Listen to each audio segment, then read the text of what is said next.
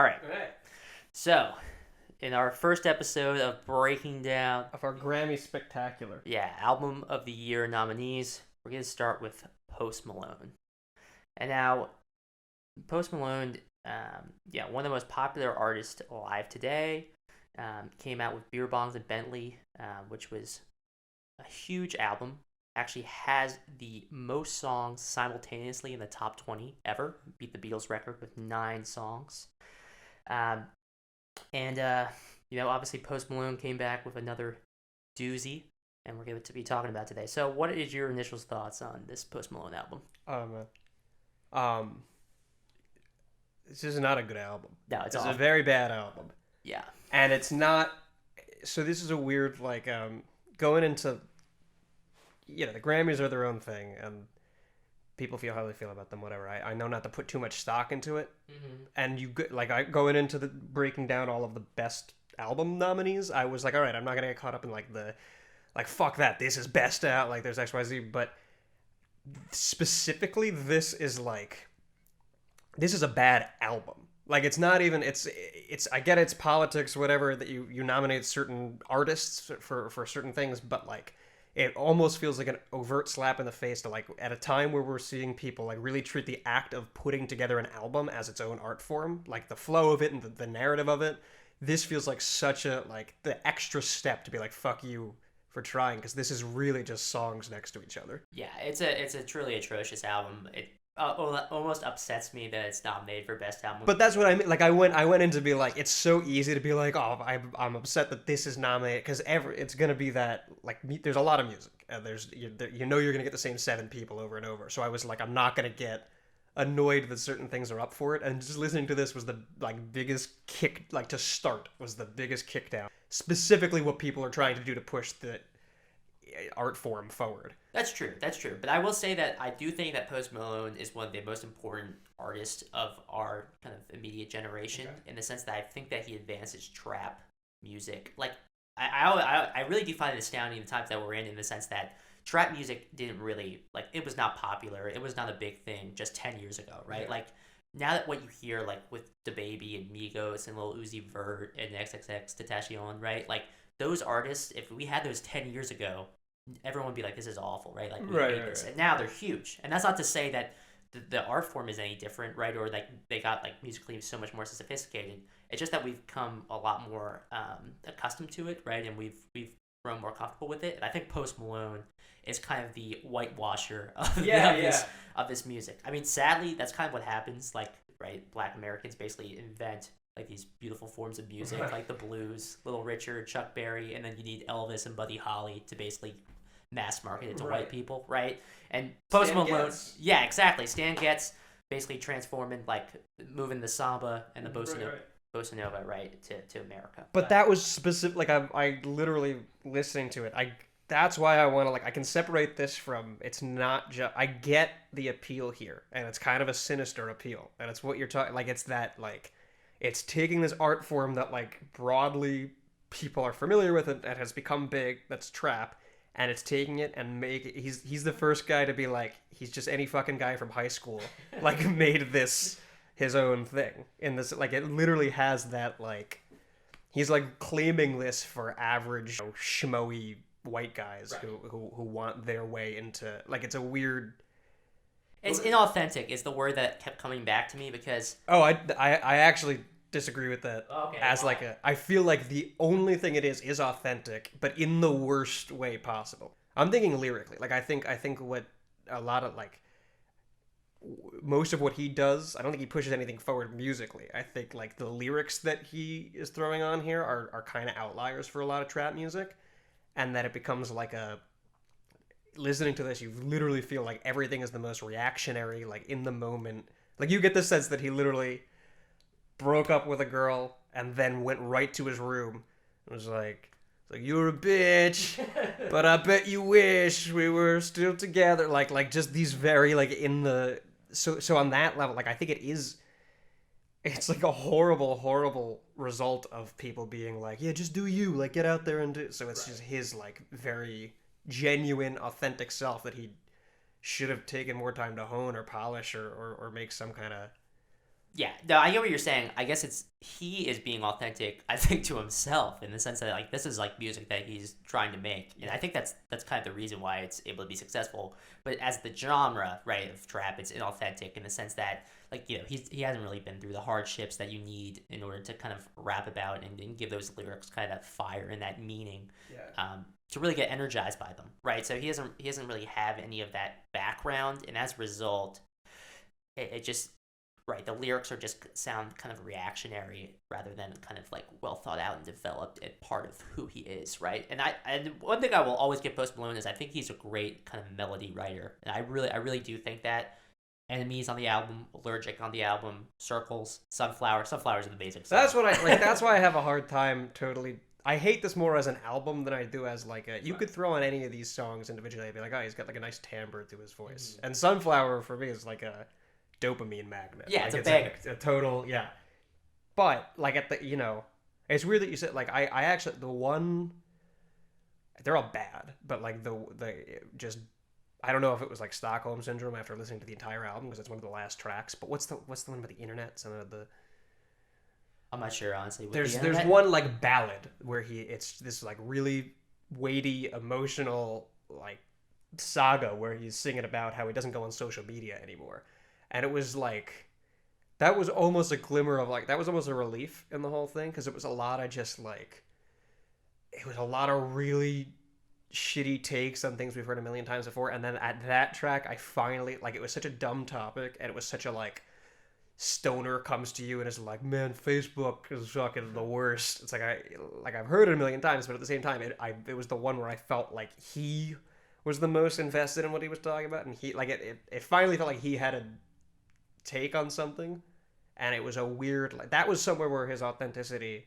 to himself was more of an asset than a detriment because it actually felt like he would like on paper it should have been such a stupid song and it was but like I felt a little bit more connected like watching him be like it wasn't that reactionary way like it felt like it was something that he had taken time to like ruminate and he came out and it was a really basic take but it was a like at least something where you felt like he had put thought into rather than he had just like slammed his door and completely gone to gut reaction about something that just happened to him. yeah, I know. I feel that pretty hard. I guess it's tough to criticize him because he is so big, right? Like anyone in He'll tell you a million times how big he is. Half of his fucking songs are about that. yeah, but I mean that's kind of rap in general in the sense that like talking about kind of bragging that bravado, right? Aren't And we done with like when it's there's so much cool shit happening that like you would just think that the biggest I don't know. I just feel like that's been the thing holding rap hostage for like 20 years is just talking about how good you are at rapping. yeah, I guess to an extent, but I just think that it's part of the genre and it's basically like a motif that runs throughout it that to me kind of grounds the genre and makes it what it is. So therefore, that's why I don't mind it. Like because it's been covered so widely, I actually appreciate kind of hearing like these bravados, these brags that rappers have about themselves. So I actually do like it. I don't mind them when they're a seasoning, but they're not a main course. Like to me, it was the most jarring thing at when he like 'cause he starts off with something that's at least like grasping at substance. Hollywood is Bleeding is the first track, Yeah. and it's it's obviously it's terrible, but he's grappling with ideas. He's trying to like something about I don't know. It's maybe it's consumerism or something. I don't know what he was going for, but like just to immediately that's where I like literally track 2 you're like this is not an album. The second track is then about it's literally angry bragging and like angry defensive bragging where it's just it goes from Hollywood is Bleeding to like I'm really good at what I do. Like don't tell me I'm not good at what I do. And that's the entire second track, and then that's most of the tracks subsequently. And it's a weird, like, I don't know. It just feels like when he doesn't know what to. It's that style of rapping where like you're so paranoid that the next word's not gonna rhyme that you like have to like it that you're paying no mind to what you're accumulating as a song, and you're more just in the like make sure this phonetically sounds correct, like one after the other. But it's not like it's not a like they could all have been freestyles and they wouldn't have been impressive freestyles and the idea that he had like time to write lyrics is so disheartening. That's true. That's true. I mean, I just think that it's kind of like the Marvel movies of music, but it's not even the Marvel movies because I think the Marvel movies are great. Yeah, Like yeah, yeah. it's really just kind of commercialism, and kind of really taking out the art form. But Mhm. again, like I try not to really get too critical of artists, like no matter who they are, if they're that big, because obviously they're doing something right. Like they're still being able to connect to millions and millions of people. He's in the top 10 most played artist of all time on Spotify. So it's not like, oh, his lyrics are completely meaningless, even if we kind of But I are, think aren't. that I do agree with that to an extent. But I think then you get the response. Like, what album? What is this? What album? That number is this for him? I think it's like, I honestly do not know. I think it's like five. Like, you got to be doing different shit at that point. Yeah. You now carry a lot of that because people aren't gonna do the legwork. Like, if you're already in front of them and you are Post Malone, like it's gonna take a lot for people to fall off. Mm-hmm. So after album like 3, it's on you to start pushing in new directions, or it's on you to start trying to like. I think by album 5, it's less about like he is hitting something or he's got a finger on the pulse than it is like, oh, it's a new Post Malone album. Right, right. I guess in short, which I think we can both agree on, is that I'm happy for it to exist, right? I'm happy for any kind of music to exist if people are enjoying it. Yeah. But I just don't want this to be a standard in saying this is the one of the best albums of the year. You should kind of live up to this, right? Like I don't that is what annoys me about it, is that it was nominated for best album of the year. I'm happy with letting it live and breathe. And Yeah, be I don't what want it him is. dead. I just think he sucks at music. No, no, of course. But I'm saying I don't even think he sucks at music. I think he's a Yeah. good musician. I just think that we can't be saying like, all right, this is the standard that I want you to live Yeah, up to. right. Especially when it's like Lil Uzi Vert released an album this year, right? Eternal Take, and it's like what he like we're saying that Post Malone is a better album than some guy that's like really authentic and trying to rap and Yeah. trying to well, I mean, he's Well, obviously that was made it. the fucking features he had on this album. Those were the points where I felt like I could breathe again. Where it's Right. just like someone not doing that same monotone like 2-note oscillation. So when he had like who was one of the he had an actual trap artist on one of them. Well, he has the baby on the enemies, Yeah, for example. like that was like a sigh of fresh air Right, when, right. when they would come out and do it. Isn't it Ray Shremmerd on Sunflower? Sway Lee. Oh, so wait, yeah, Yeah. he's one of the He's guys the on best Ray part of Shremmerd. Sunflower. Yeah, yeah, yeah. So I mean, yeah, all in all, I mean, it's just kind of a collection of it's like his greatest hits of the last year, right? But That's why when we like literally I was getting to the end of the album and I was like, this is the same fucking guy. Like I listen to Sunflower all the time. I'm like, I can't believe this is the same guy. And then it showed up, and I've never heard of like someone writing a song for a movie, and then it shows up on one of their main yeah, albums. that's crazy. It just felt like he was kind of like he knew that it was. That's why it just feels like such a. I mean, the track is Sunflower from Spider-Man. It literally has Spider-Man on it. That's the title of the track. I was like, did I cue this? I didn't. I was shocked that it was on the album. You ever see the Will Ferrell SNL sketch where the guy is like he's like, I'd sell my soul for a hit song. That's literally what it feels like. He's just trying out all of these like. It's like I got the jitterbug. There's just no like it's just screaming nonsense. Yeah. I mean, any guy that's like just a white dude from Texas, which he is, and then just gets tattoos on his face, you know that he's in it to win it. Yeah. Like he's in the game. But that's why it feels weird. Like I had that thought, like listening to this, was it feels weird to call him normal. It feels weird to prescribe him like the everyman because of his like hair and shit. But it's he hits that sit like we know people from high school who are just fucking they're like man, like social media. That's it. That's Yeah. all they have to say, and that's it. Like he has his finger on the pulse of that. Like so, I guess he's tapping into that like just that like really basic surface level understanding of like these huge things that affect everybody, and he's voicing them in like really melodic, So I see people just kicking back and listening to this and be like, yeah, and I get that is there's utility in that, and I get it. So I'm not without like I don't know. Is it harm? Is he doing harm? I don't know. No, I don't I think it's the same thing with all kind of this whitewashing, right? Where it's like, yes, it's bringing kind of these really important art forms to mass white people, but at the same time, you're taking a lot of the authenticity out of it, Right. and blending it into something that's like kind I'm of totally reaping the benefits more than anybody Right. who did anything to push it. Like fucking best album, like riding on the. you're not even riding the coattails of people who are long gone. You're riding the coattails of people who are on your album. Yeah.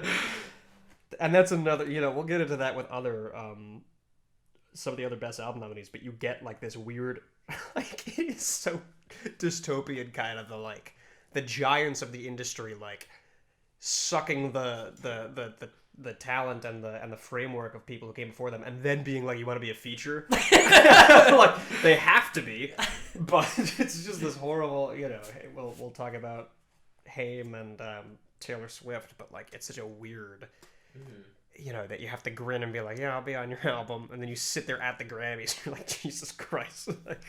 So, all right, well, that's our take for Post Malone's Hollywood's Bleeding, nominated for one of the best albums of the year. Do you think this will win?